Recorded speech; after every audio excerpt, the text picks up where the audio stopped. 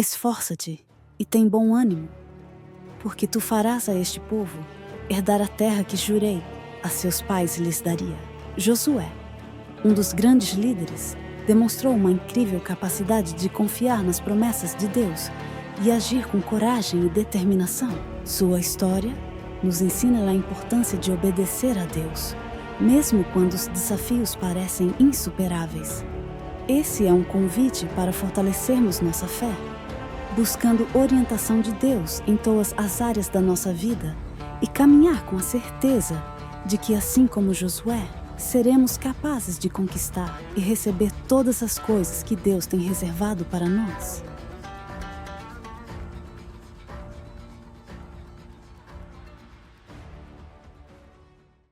E hoje nós estamos começando uma nova série em todos os nossos campi. É uma série sobre o livro de Josué. O livro de Josué é um daqueles textos na Bíblia que às vezes passa despercebido, exceto por passagens como a que nós ouvimos aqui, Josué 1:9, onde fala sobre seja ser forte, corajoso, tem bom ânimo.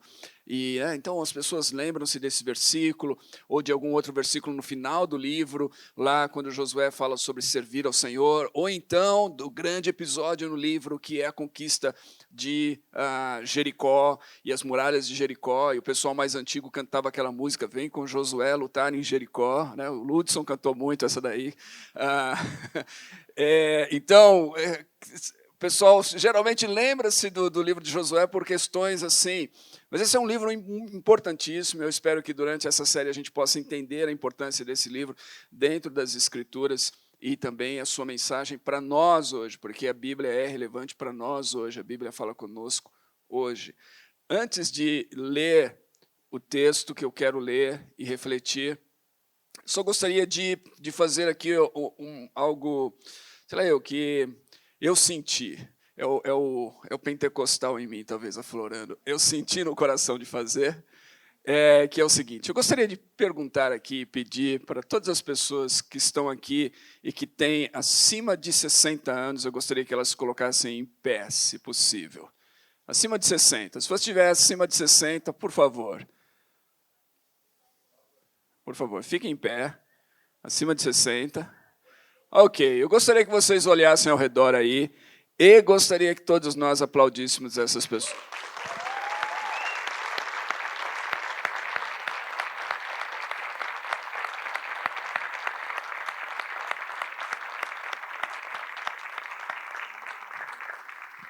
Muito obrigado, vocês podem se assentar.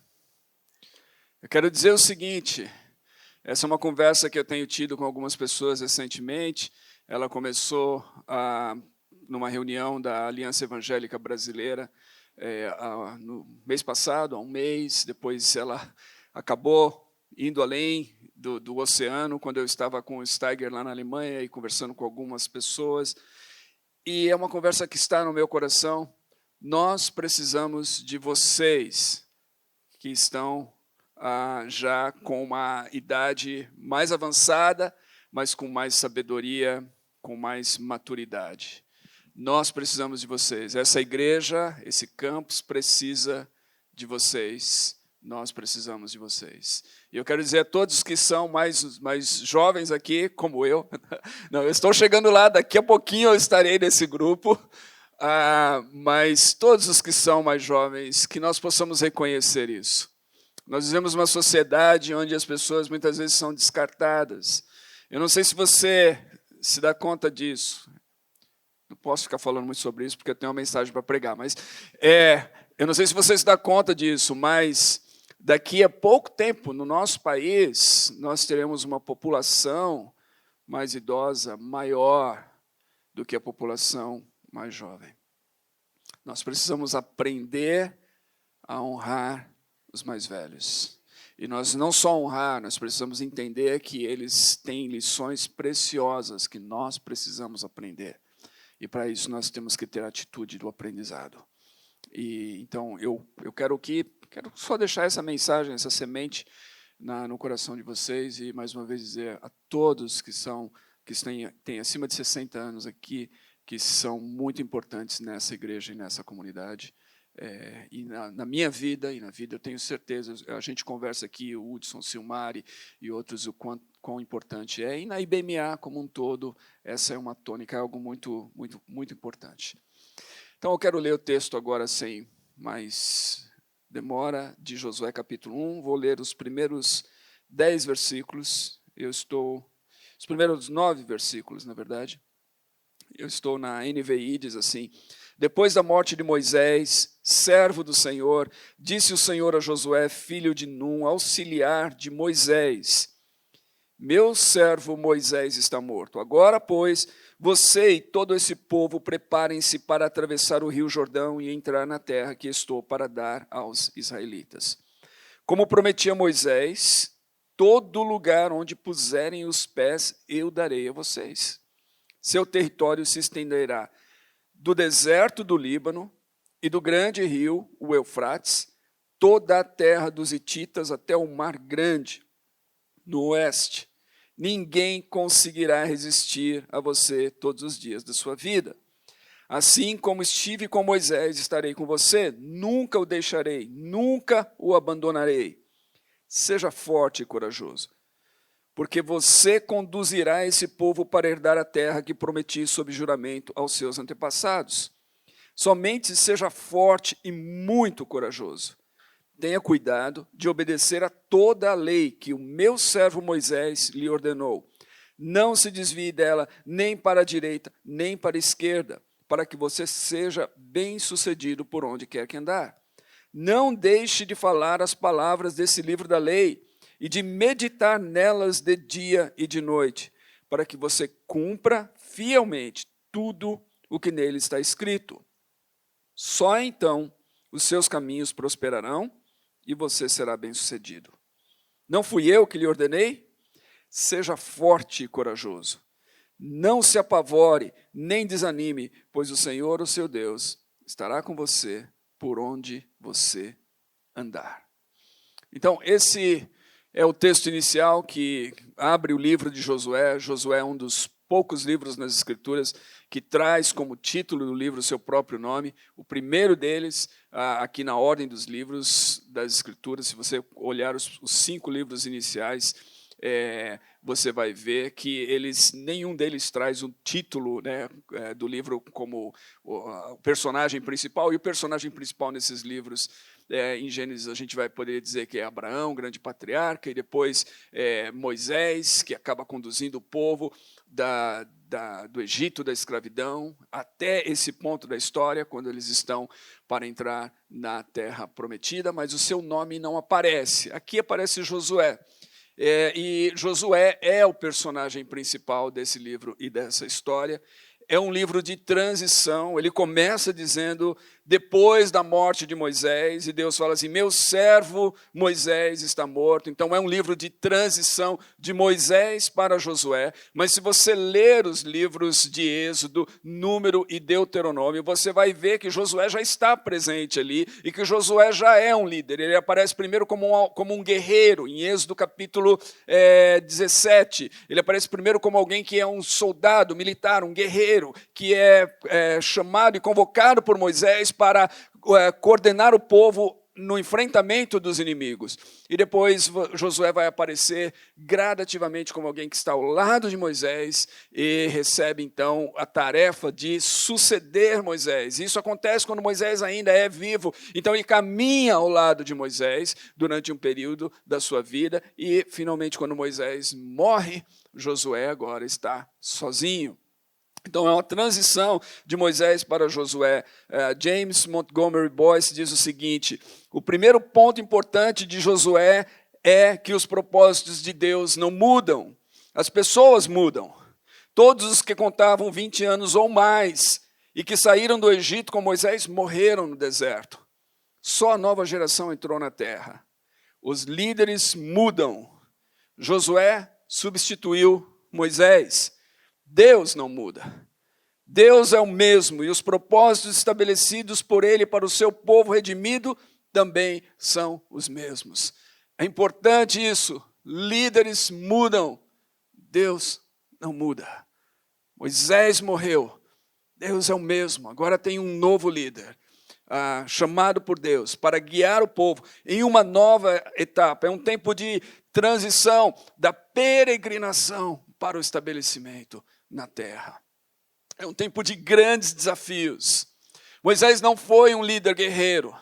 Josué era um líder guerreiro. Como eu disse, a primeira menção dele no texto da Torá é como alguém que é um líder guerreiro, que é como um militar. Ele é um líder guerreiro. Ele é um líder forjado por Deus para um novo tempo da história do povo de Deus. E esse novo tempo se desenvolve aqui nessa narrativa do seu livro, o livro de Josué.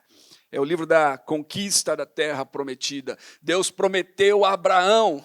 Passaram-se séculos. Finalmente, agora vai acontecer a conquista. E isso é uma mensagem importante para todos nós. Aquilo que Deus prometeu e que Deus diz que vai fazer, não acontece sem a nossa participação. Deus escolhe trabalhar com pessoas, com seres humanos, para cumprir com as suas promessas, e é isso que a gente vê aqui. É uma nova era na vida e na história do povo de Israel. E o personagem principal, a gente já falou, é Josué. O que a gente vai ver durante essas próximas semanas? A gente vai falar sobre a conquista da liderança, a preparação para a entrada na terra, a vitória sobre inimigos e a renovação da aliança com Deus. É uma história de conquista. E há muitas conquistas que acontecem no livro, e há muitas conquistas que nós precisamos aprender, que devem acontecer na nossa própria vida, em nosso próprio tempo. E é isso que a gente encontra aqui. Lembrando o seguinte, há muitas batalhas nesse livro, muitas guerras, né? O velho cântico que eu mencionei aqui, vem com Josué lutar em Jericó, fala de guerras. Nós devemos nos lembrar, no entanto, que os nossos inimigos, aqueles inimigos eram inimigos reais, os nossos inimigos hoje não são inimigos humanos. A nossa luta não é contra a carne e o sangue. Quando nós lemos esse livro e tomarmos as lições de batalhas e de lutas desse livro, nós temos que aplicar dentro do nosso contexto hoje. E o nosso contexto é que a nossa batalha, ela não é contra pessoas. A nossa batalha não é contra seres humanos, novamente. A nossa principal batalha, na verdade, é interior. A nossa principal batalha, o nosso maior inimigo é aquele que vive dentro de nós. O nosso maior campo de batalha é a nossa própria mente. É onde nós temos que vencer a batalha e nós temos que conquistar, se nós quisermos realmente alcançar e cumprir com o propósito de Deus. E aí, então, nós temos que entender isso para aplicar esse livro de uma maneira correta, senão nós vamos nos ver aí fazendo marchas e batalhas e tudo mais, tentando desmontar estruturas humanas e tentando pelejar contra pessoas e seres humanos, e isso não é o nosso chamado, não é para isso que Deus nos chamou. Então vamos lá. Nós estamos falando da liderança. O primeiro ponto é a liderança de Josué. Então, meu tema hoje vai ser sobre liderança, a conquista da liderança, e a liderança começa pelo exemplo. O versículo 1, eu já mencionei, diz que depois da morte de Moisés, note que o versículo diz assim, Moisés, servo do Senhor, o Senhor disse a Josué, filho de Num, servo de Moisés. Então, Moisés é servo do Senhor e Josué é servo de Moisés. Moisés recebe essa menção como servo do Senhor 18 vezes no Antigo Testamento. Josué recebe essa menção 2 vezes no seu próprio livro. Na verdade, a primeira delas não é servo do Senhor, ele é servo de Moisés. No final do livro, ele é chamado de servo do Senhor. Josué aprendeu a liderar servindo Moisés. E o caminho da liderança é o caminho do exemplo, é o caminho do serviço. Quem quiser ser o primeiro, seja o servo de todos. É muito interessante isso. Nós vivemos numa época que parece, não sou eu que estou dizendo, são analistas culturais e da sociedade, antropólogos e sociólogos e psicólogos e tudo mais, falam das novas gerações como aquelas que parecem que querem pular etapas na vida. Querem pular etapas, mas não é possível isso. Nós temos etapas que nós temos que atravessar, não há atalhos. Se nós tentarmos pular ou pegar atalhos para chegar a um certo lugar, nós não chegaremos preparados. Eu não sei se você tem visto, mas quantas notícias às vezes acontecem envolvendo pessoas com situações difíceis, de crimes ou alguma coisa assim que elas cometeram, situações dramáticas na vida. E são pessoas que você fala assim, nossa, você olha para o status social, para a questão da onde a pessoa chegou e tudo mais, você fala, nossa, essa pessoa tem sucesso, ela tem dinheiro, olha só, ela chegou onde muitos estão tentando chegar, mas ela chegou sem estrutura. Ela pegou atalhos, talvez, ou foram lhe dados atalhos, não houve um tempo de preparo, não houve um tempo de amadurecimento. E a pior coisa é você liderar algo grande sem ter sido preparado para fazer isso. Então há uma etapa, e essa etapa passa pelo serviço. Líderes são servos. Se você não aprender a servir, você não vai aprender a liderar de maneira servil. E essa é a única maneira que a gente de fato pode liderar, porque se a gente não liderar de maneira servil, nós vamos oprimir as pessoas. Nós vamos exercer um autoritarismo sobre as pessoas. Nós vamos querer mandar, nós seremos chefes e não líderes. Nós não seremos exemplos e modelos a ser seguidos, mas pessoas que mandam e que ordenam e que dominam pelo poder da força, do medo, do autoritarismo. Essa não é a proposta das Escrituras. Então a liderança ela é servil. Josué aprende a liderar servindo. Ele é servo de Moisés antes de se tornar aqui servo do Senhor, nesse sentido de um líder reconhecido pelo Senhor. Esse é o nosso caminho, eu gosto muito, eu já citei ao longo dos anos na minha vida pastoral muitas vezes o texto de Paulo na primeira epístola aos Coríntios, no capítulo 4, quando Paulo está lidando com questões de desunião na igreja e briga em termos de títulos, e eu sou desse, eu sou daquele, eu sigo esse, eu sigo aquele, e Paulo fala assim, olha, que os homens, que as pessoas, que a comunidade nos considere como servos do Senhor e encarregados dos mistérios de Deus. Essa palavra encarregado é traduzida como administrador ou como mordomo. Nós somos servos, nós somos mordomos. Mordomo naquela época era aquele que servia a mesa. Nós somos servos, nós somos encarregados, nós somos mordomos.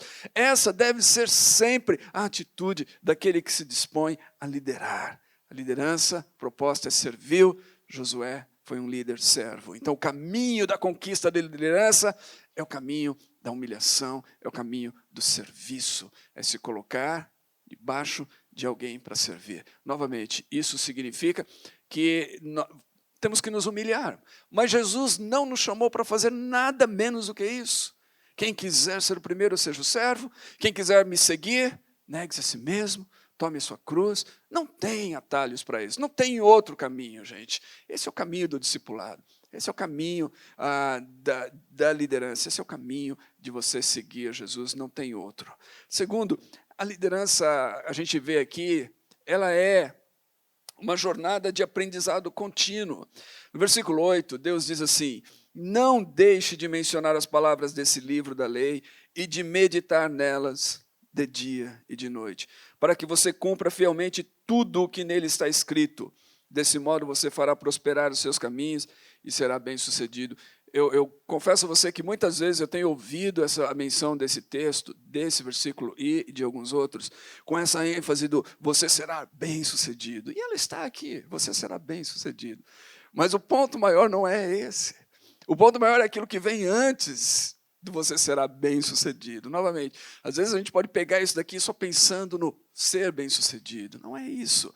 O ponto maior é que, ao meditar, ao guardar a lei, ao conhecer a lei, a palavra, nós estamos conhecendo Deus, nós estamos crescendo em confiança em Deus, a nossa vida está sendo transformada pela palavra de Deus. Esse é o ponto. Ser bem-sucedido ou não, isso é consequência. Mas esse não é o ponto.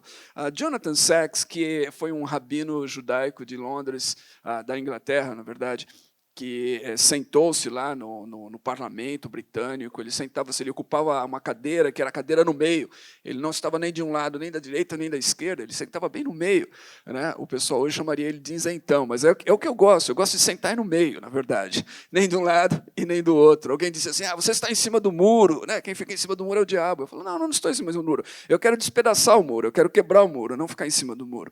Mas, bom, o Jonathan Sacks era essa pessoa que sentava-se lá na cadeira do meio, no parlamento britânico, era um Sir, e muito respeitado, um filósofo e rabino britânico. E ele tem influenciado muito a minha vida e leituras, por isso eu tenho citado bastante, principalmente quando se trata de leituras dentro do Antigo Testamento e principalmente na Torá. Ele diz o seguinte, líderes são aprendizes. Esse é o princípio em jogo aqui. Sim, eles têm conselheiros, anciãos, uma corte inteira de sábios e literatos. Sim, reis bíblicos tinham profetas, Samuel para Saul, Natã para Davi, Isaías para Ezequias e assim por diante, para lhes trazer a palavra do Senhor. Mas aqueles sobre os quais o destino da nação se volta, não podem delegar a tarefa de pensar, ler, estudar e lembrar. Eles não têm o direito de dizer, tenho assuntos de Estado para me preocupar, não tenho tempo para livros. Líderes devem ser estudiosos, Benei Torá, ou seja, filhos do livro, se quiserem dirigir e liderar o povo do livro. Líderes precisam ser Benei Torá, filhos do livro. Precisam estudar, precisam ler, precisam refletir, precisam meditar, se quiserem conduzir o povo do livro. Essa é a exortação que Deus está dando a Josué. Josué, você precisa ser um Benei Torá, você precisa ser um filho do livro, da Torá. E é isso que a gente encontra, inclusive, na própria Torá, em Deuteronômio capítulo 17, quando diz assim, quando o rei subir ao trono do seu reino, mandará escrever para si, em um rolo, uma cópia dessa lei, que está aos cuidados dos sacerdotes levitas. Terá sempre uma cópia consigo, e deverá lê-la todos os dias da sua vida, para que aprenda a temer ao Senhor, o seu Deus, e cumprir fielmente todas as palavras dessa lei e todos esses estatutos. Isso fará que ele não se considere superior aos seus irmãos israelitas, e que não se desvie dos mandamentos, nem para a direita, nem para a esquerda. Assim prolongará o seu reinado sobre Israel, bem como o dos seus descendentes. Note que a lei de Deus é muito clara aqui, está falando do rei. Ele tinha uma série de assessores, tinha uma corte de pessoas, de sábios, de levitas e tudo mais, mas Deus diz assim, você, rei, você vai ter que ter uma cópia para você. É a sua leitura diária, é a sua reflexão diária, é a sua meditação diária e é para você. E diz assim, para que você não se considere superior aos demais. Eu sou o rei, eu já cheguei no status, eu sou o líder, eu sou o chefe. Os outros, leem e tudo mais, mas eu já estou aqui no topo, não preciso mais aprender. Deus fala assim, não, você tem que ler, refletir. Isso é um ato de humildade, isso é um sinal de que você vai ser sempre um aprendiz. E é importante isso, líderes devem ser sempre aprendizes, eles precisam ter a humildade de se colocar como aprendizes o tempo todo. Essas recomendações são semelhantes, inclusive, quando a gente está no Novo Testamento, e são recomendações para a liderança eclesiástica na igreja. Paulo, falando a Timóteo, no capítulo 4, ele diz o seguinte, dedique-se à leitura pública da Escritura, à exortação e ao ensino. Mais adiante ele fala, seja diligente nessas coisas, dedique-se inteiramente a elas, para que todos vejam o seu progresso. Olha o que Paulo está dizendo assim, o líder não pode ficar estacionado. Ele tem que progredir. Progredir no quê? No conhecimento das Escrituras, no conhecimento de Deus, da palavra. Tem que haver um avanço, as pessoas têm que olhar para o líder e falar assim, ele não parou ali.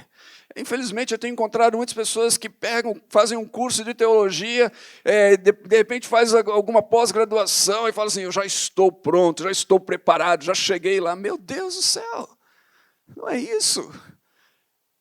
É contínuo. O progresso tem que ser contínuo, que vejam o seu progresso. E ele fala assim, atente bem para a sua própria vida e para o ensino, para a doutrina. Cuide da sua vida. E cuide da doutrina. Para quê? Ele fala, porque você fazendo assim, você vai salvar a si mesmo e aos que te ouvem. Há uma grande responsabilidade em liderar. Principalmente a liderança espiritual. Há uma grande responsabilidade. Portanto, líderes precisam ser aprendizes de Deus, ser pessoas, ser os primeiros a ler, a meditar, a refletir, a guardar a palavra de Deus, aplicar a sua vida e manter essa atitude de humildade. Líderes são servos, líderes são aprendizes. E por último, o que eu quero mencionar aqui nesse texto, tem muita coisa, mas o nosso tempo é curto. Então, a última coisa que o texto destaca de uma maneira muito forte aqui é que a liderança exige a conquista de si mesmo. Eu já mencionei isso. Nossa batalha, nosso maior campo de batalha não é externo, ele é interno, e a gente vê claramente isso aqui, quando Deus fala assim, seja forte e corajoso, no versículo 6, depois versículo 7 ele repete, seja forte e muito corajoso. 3 vezes Deus repete, na verdade, essa exortação e encorajamento para Josué, seja forte e corajoso, seja muito corajoso. Por quê? Por que ele precisa ser corajoso? Bom, se você ler em Deuteronômio capítulo 7, Deus fala o seguinte, versículo 1. Quando o Senhor, teu Deus, te introduzir na terra para onde vais, para que dela tomes posse, e houver expulsado da tua frente muitas nações, a saber, os heteus, os girgazeus, os amorreus, os cananeus, os perizeus, os heveus e os jebuseus, 7 nações mais numerosas e mais poderosas que tu. O que é que Deus está dizendo? Você vai entrar numa terra para conquistar e você vai ter que vencer 7 nações que são mais numerosas e mais poderosas. É preciso coragem. É preciso coragem. Não é para os covardes. São os corajosos. Os corajosos é que entram na terra. É que tomam posse da terra. É preciso coragem. E na vida, na verdade, a gente precisa de coragem para muitas coisas. A vida, o exercício da vida é um exercício de coragem diário. Às vezes é preciso coragem só para levantar da cama. E alguns de vocês sabem exatamente o que eu estou dizendo. Às vezes a coragem é só para sair da cama. Essa é a realidade da vida. Então, quando se fala de coragem, não se fala de ausência do medo, fala de superar o medo. Fala de vencer o medo. Fala de conquistar o medo, que muitas vezes nos assalta, que muitas vezes quer nos paralisar, quer nos impedir de avançar, quer nos impedir de alcançar aquilo que Deus tem para nós. De onde vem essa coragem? Eu quero mencionar brevemente o que diz aqui no texto. Fala assim, Deus fala, não tenha medo, né? Não tenha medo. Números 16, Números 14, 6 a 9, quando Deus está falando para Josué, e fala assim, não tenham medo, não tenham medo. Na verdade, Josué está falando para o povo, depois de ver a terra, Josué e Caleb, de ver a terra, espiar a terra, todo mundo se apavora, eles falam assim, não tenham medo, o Senhor está conosco, não tenham medo dos inimigos. A coragem vem da consciência de que o Senhor está conosco, é isso que a gente encontra no texto aqui. Deus repete novamente, no versículo 5 e no versículo 9, ele fala assim, eu nunca deixarei nem o abandonarei. Eu, Senhor, estarei com você por onde quer que você andar. A coragem vem do fato de saber que nós não estamos sozinhos, que Deus é conosco, que Deus é por nós. A coragem vem do fato de saber que essa batalha, ou as batalhas que nós travamos com o nosso próprio eu, com o nosso próprio ego, com os temores e, por que não dizer, muitas vezes, os demônios interiores, aqueles medos que nos atormentam, que tentam tomar conta da nossa vida, vem do fato de que Deus está conosco. Novamente, o Jonathan Sacks diz assim, uma das tarefas fundamentais de qualquer líder, do presidente ao pai, é dar às pessoas uma sensação de confiança em si mesmas, no grupo do qual fazem parte e na missão. Um líder deve confiar nas pessoas que ele lidera e inspirar confiança nelas, como Rosabeth Mass Canter, da Harvard Business School, escreve em seu livro Confidence. Liderança não é sobre o líder, é sobre como ele ou ela constrói a confiança de todos os outros. Confiança, a propósito, é o termo latim que significa ter fé juntos. Então, o líder precisa aprender a confiar em Deus. E ao confiar em Deus, ele vai superar os seus temores, ele vai superar os seus medos, ele vai demonstrar coragem em enfrentar os desafios e, mais do que isso, ao fazer isso, ele vai mobilizar outras pessoas para que o imitem, porque a liderança é o exemplo. Seja forte e corajoso. Tenha coragem. Mas a coragem não vem de nós, ela vem do fato de saber que Deus é por nós. Coragem. A batalha é grande, o Senhor está conosco, não nos desviamos da palavra e da promessa de Deus, Ele é a nossa força. Coragem. É interessante, e eu vou concluir com esse último pensamento. Josué é o nome hebraico, que no grego é Jesus. Josué, em hebraico, é Jesus, no grego. O nosso grande líder hoje não é Josué, ele deixou um exemplo, ele deixou muitas lições importantes, nós lemos no seu livro e nós aprendemos com elas. O nosso grande líder é Jesus. Agora é interessante, Jesus foi um líder servo. Jesus, mesmo sendo Deus, Jesus foi um aprendiz. Hebreus diz que ele, sendo filho, aprendeu a obediência. Ele nos ensinou. Jesus é alguém que, na encarnação, ele se torna um aprendiz, antes de ser um mestre. Jesus nos ensinou o caminho da coragem. E ele enfrentou os desafios da vida com coragem. Quando ele se vê próximo da morte e diz assim, a minha alma está angustiada até a morte, que direi eu, Pai, salva-me, livra-me dessa hora. Ele enfrenta a angústia, ele enfrenta o temor que quer assaltar a sua vida. Ele diz, foi precisamente para essa hora que eu vim. Ele era um ser humano, como você e eu, Deus encarnado. Mas ele enfrenta com coragem. É interessante que várias passagens dos evangelhos a gente encontra Jesus exatamente como esse ser humano, frágil na sua humanidade, mas corajoso. Os fariseus olhavam e falavam, de onde vem a sua coragem? De onde vem a sua autoridade? De onde vem isso? Como ele é capaz? Diz que em um determinado momento os homens querem apedrejá-lo e ele passa no meio deles. Servo, aprendiz, corajoso. Ele é o nosso modelo. É Ele que vai nos ajudar a conquistar as nossas batalhas e as nossas lutas. É Ele que vai ajudar a conquistar-nos os nossos medos interiores e os nossos inimigos internos.